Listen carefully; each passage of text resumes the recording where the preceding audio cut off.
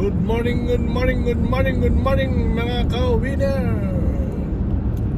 Diving mga ka-winner. Going to fishing naman tayo, fishing. Checkin natin kung meron na siyang hooligan. Yung maliit isda.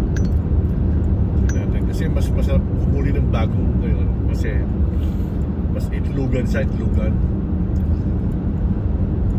Pagka yung marami nang nahuhuli sunod na araw or following week, wala na, hindi masyado puro payat na yung mga huligan. Magkano mga anak na lang sila, mga anak na. Kaya siguro mga 30 minutes drive yun o 45 minutes. Excuse me po. Masama pa rin pakiramdam natin, pero go friend, fishing. Sa fishing po, lagi tayong ano dyan.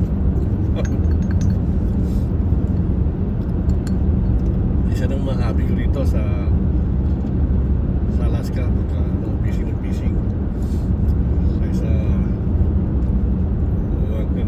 gamble or bingo. Dito lang tayo. Dito may panalo kahit mahuli ka isda. Sa gamble o sugal, malamang talo lagi. Ayos na yung dadanasan natin sila. Nakita nyo ang weather. Ang maganda weather kaya lang yung nakita nyo bundok. Puro yung mga snow pa. Mapapasin nyo.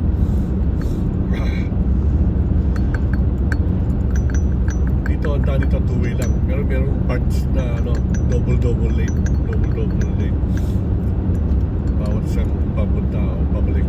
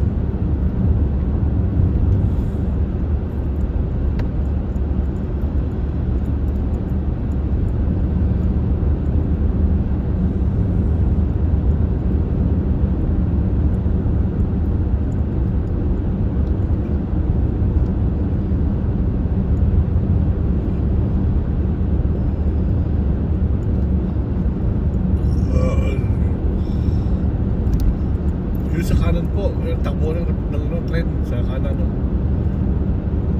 Dumadaan yung mga tren sa tabi, sa may tabi ng dagat. Pero nakita-kita niyo railing. Mapapansin niyo yan. Merong railing sa tabi yan. Yung tren.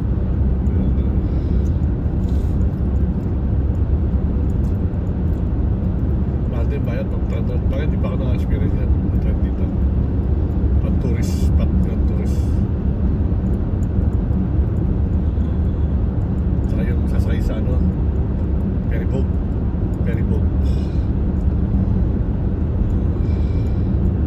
Tubig bak na yun sa kaliwa. Pinalabasan yung mga tubig na galing sa snow sa taas. Kaya basa yung bundok basa.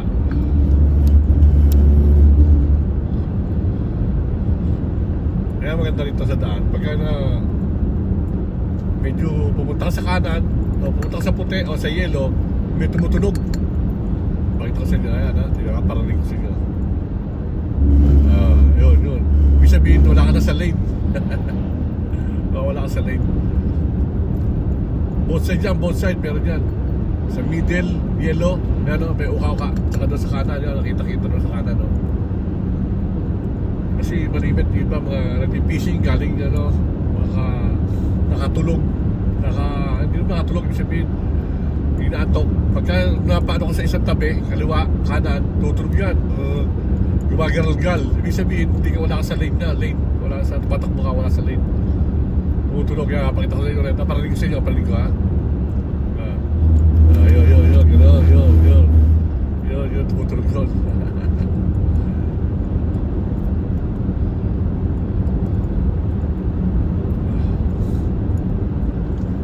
Mapapatakbo natin eh, oh.